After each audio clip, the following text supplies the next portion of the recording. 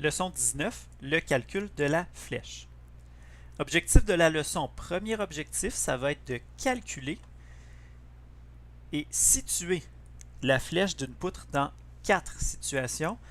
La première, une poutre appuyée, donc un appui à chaque extrémité avec une charge concentrée au centre.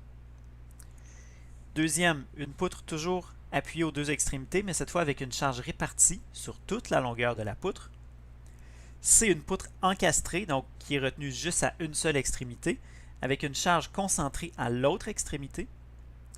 Et finalement, une poutre encastrée, avec cette fois une charge répartie sur toute la longueur. Deuxième objectif, dans le cas d'une poutre appuyée, donc un appui à chaque extrémité, et on a une charge concentrée, mais qui n'est pas au centre. Donc, c'est simplement de constater, donc il n'y a pas de calcul à faire lié à ça, que la flèche n'est pas atteinte sous la charge ni au centre. Pas de résumé pour cette leçon. Et on y va avec la notion de flèche. Donc, qu'est-ce que c'est que la flèche d'une poutre? Bien, on voit que si on pose une charge sur une poutre, que ce soit en plein centre, près d'une extrémité ou une charge répartie, la poutre va se déformer. La flèche, c'est combien est cette déformation. Le symbole de la flèche, c'est delta. On l'utilise ici. Et les unités, ce sont des millimètres. Donc, c'est une mesure de combien de millimètres va se creuser la poutre. Donc, la poutre soumise à des charges verticales se déforme et la déformation maximale depuis la position neutre s'appelle flèche. La position neutre, c'est la position lorsqu'on n'a aucune charge placée sur la poutre. Donc, c'est ce qui est dessiné en gris pointillé derrière. Et la déformation maximale s'appelle la flèche. Donc, en différents points, vous voyez qu'on a des déformations qui sont de valeurs différentes. Mais la plus grande déformation s'appelle la flèche. On va avoir 4 équations pour nos 4 situations qu'on avait dans nos objectifs du départ et qui vont utiliser les symboles suivants. D'abord, W, c'est une charge linéique ou une charge répartie. Donc, la charge répartie, le symbole, le schéma, c'était celui-là. Unité Newton par millimètre. Remarquez qu'on avait utilisé des kilonewtons par mètre précédemment. C'est pas compliqué, la conversion 1 kilonewton par mètre, c'est exactement égal à 1 newton par millimètre. Donc, c'est du 1 pour 1. Le symbole P va représenter une charge concentrée. On doit la mettre en newton. Donc, si elle est exprimée en kilonewton, pensez à la convertir en newton en multipliant par 1000. E, le module de Young de la poutre. Dans l'équation, on doit l'exprimer en mégapascal. Donc, si dans l'énoncé, on vous le donne en gigapascal, vous pensez à multiplier par 1000 pour l'exprimer en mégapascal dans votre équation. I, le moment d'inertie de la section. Unité en millimètres à la 4. Donc, c'est les unités qui sont habituellement utilisées dans l'énoncé. Donc, ça devrait vous être donné directement dans les bonnes unités. Et finalement, deux longueurs, celle qui va nous intéresser le plus, c'est L majuscule. Ça va être la longueur de la poutre qui est donnée en millimètres. On a 3 diapositives où on va présenter les cas de charge. Donc, qu'est-ce que c'est les cas de charge? C'est nos 4 situations. Je vais vous en présenter d'autres. Bien qu'elles ne soient pas à calculer, je vais quand même vous les présenter. Donc, au total, on va avoir 6. Il y en a 4 pour lesquels il y aura des calculs à faire. À chaque fois que je vais vous présenter un dessin qui représente le cas de charge, l'équation pour la flèche et la position de la flèche. Donc, on commence ici avec une charge concentrée au centre, une poutre appuyée aux deux extrémités. Donc, on a l'équation pour la flèche. Donc, vous voyez que ça dépend de la charge, de la longueur de la poutre au cube. On divise par, un facteur ici, 48, ça provient de la manière dont on a obtenu cette équation-là. Divisé par E, le module de Young est divisé par I. Donc ça, on peut le voir comme le dénominateur, comme une multiplication de ces 3 termes-là. Et je vais diviser par l'ensemble de ce produit-là. Donc, plus la charge est grande, plus ça se déforme. Plus la poutre est longue, plus ça se déforme. Plus la poutre est rigide, moins ça se déforme. plus la poutre a un grand moment d'inertie, donc plus elle est, par exemple, plus la poutre est large, moins ça se déforme. La position de la flèche, elle est en L sur 2, en plein centre de la poutre. Des fois, on me pose la question, comment on arrive à cette équation-là? Comment je fais pour obtenir cette expression-là? C'est fait avec des outils mathématiques un petit peu plus avancés que ce qu'on voit dans notre cours. Donc, probablement à l'université, ça se peut que vous voyez comment, à partir de la charge, arriver à l'équation de la déformation, mais les étapes mathématiques qu'on fait pour y arriver dépassent le cadre du cours, mais sachez qu'on peut arriver avec des calculs, là, avec des expressions mathématiques à cette équation-là. Ce n'est pas quelque chose qu'on a inventé ou qu'on a déterminé en laboratoire. Donc, c'est vraiment une expression mathématique qu'on peut obtenir théoriquement. Bon, le deuxième cas ici, lui, n'est pas à l'étude. OK? Donc, je vous le présente quand même. Pourquoi? La seule chose qui est importante, c'est dans la poutre quand la charge est pas au centre. Donc, la charge est à une distance A de l'appui le plus proche. Ça veut dire A est plus petit que L sur 2. Vous voyez que les expressions pour la flèche sont passablement plus compliquées. L'expression pour le calcul de la position aussi, c'est quand même un petit peu plus compliqué. La seule chose que je veux qu'on se rappelle de ça, c'est que la flèche ici, ce n'est pas en L sur 2. Donc, ce n'est pas à L sur 2 que ça se produit. Et ce n'est pas non plus à la position A. Donc, la position A, c'est la position où j'ai la charge. Et le centre de la poutre, c'est L sur 2. Donc, vous voyez que la flèche, la déformation maximale est atteinte ni en dessous de la charge, ni au milieu de la poutre. C'est vraiment entre les deux. On va faire un exercice là-dessus tout à l'heure. Ensuite de ça, toujours une poutre appuyée à ses deux extrémités, charge W répartie sur toute la longueur. Donc l'équation est la suivante, WL4, 384. Donc encore une fois, ça vient des étapes mathématiques qu'on a fait pour obtenir ça. EI et la position de la flèche, elle est toujours au centre. Les trois prochains cas, ce sont des poutres encastrées. Donc une poutre encastrée, il y a seulement un ancrage, une place où la poutre est fixée au mur. Donc l'autre extrémité est libre. Ça peut ressembler un peu à, imaginez un film de pirate là, avec une planche. Ça c'est la planche avec l'eau ici, les requins en dessous. Voilà. Puis votre bateau pirate, ben, il est là. Et ça c'est la planche. Donc c'est juste appuyé à une seule extrémité. Bon, je vais effacer ça. Je m'emporte un peu. Donc, la flèche, on a cette expression-là ici, est atteinte à quel endroit? À l'extrémité de la poutre. Vous allez voir, dans tous les cas de poutre encastrée, c'est toujours à l'extrémité qu'on atteint la déformation maximale.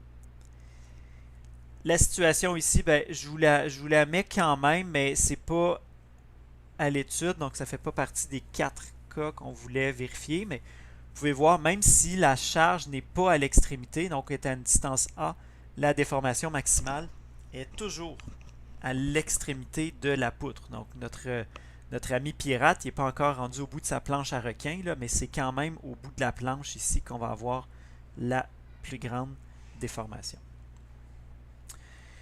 Finalement, poutre encastrée avec une charge répartie sur toute la longueur. Donc, on a l'expression ici, WL4 sur 8EI. Et toujours, on voit que la déformation maximale est atteinte en X égale L. Alors, on va regarder 3 exemples. Le premier ici, l'exemple 19.1, déterminer la flèche de la poutre suivante. La charge est en plein centre. Donc, l'équation qu'on utilise, là, ici, il faut aller choisir parmi toutes les expressions. Donc, on identifie le cas de charge correspondant et on voit que c'est celui-ci. Donc, une charge placée en plein centre et ça, c'est l'équation qu'on va prendre. Donc, on va aller l'écrire. Delta égale P L cube sur 48 EI. On remplace par les valeurs numériques. P, c'est la charge, elle doit être en newton, alors 5000 newtons. La longueur doit être en millimètres, donc 5000 millimètres. Tout ça doit être au cube, donc millimètres au cube. Divisé par, je vais mettre une parenthèse ici, 48 fois E, le module de Young, on nous donne 14 gigapascal. Il faut penser à le mettre en mégapascal, donc 14 000 mégapascal, fois I, le moment d'inertie est donné là, 8 fois 10 à la 7 mm à la 4. La principale difficulté, une fois que vous avez choisi la bonne expression, peut-être au début ça va vous demander un peu de pratique, mais une fois que vous avez choisi la bonne expression, le plus difficile là-dedans, c'est de pitonner ça correctement sur votre calculatrice. Ici, ça doit donner 11,6 mm. Bon, comment savoir si vous avez fait une erreur? Ben écoutez, si vous avez des valeurs avec des ordres de grandeur qui n'ont pas de bon sens, exemple 0,001 mm ou 1400 mm, hein, je donne des exemples ici, là. Ça, c'est des valeurs, écoutez, c'est des calculs de flèches, hein, donc c'est une poutre, c'est la déformation. On a habituellement quelque chose qui est à peu près entre 1 à quelques dizaines de millimètres, là, fait que mettons 100 mm, là, admettons. OK, donc à peu près dans cet ordre de grandeur-là. Fait que vous voyez que les valeurs qu'on a ici, il faut être critique de ce que la calculatrice nous donne. Si ça donne quelque chose qui est extrêmement petit ou extrêmement grand, il faut se poser des questions puis aller vérifier nos calculs. Donc, souvent, là, typiquement, les valeurs de flèches, ça va être quelques millimètres, voire quelques dizaines de millimètres tout au plus. Des fois, dans le cas des poutres encastrées, ça peut être davantage. Vous allez le voir dans les exercices. Donc, exemple 19.2. Ici, tout ce qu'on veut faire, c'est déterminer la position de la flèche. Bon, je vous l'ai dit, l'objectif n'est pas de le calculer. Donc, ce qu'on veut faire, c'est juste de vérifier que ce n'est pas au centre. Donc, ce que je vais faire, c'est que je vais vous le calculer avec l'équation ici pour la position de la flèche. Donc, je mets les valeurs ici, la longueur 4000 au carré, moins 1000 au carré.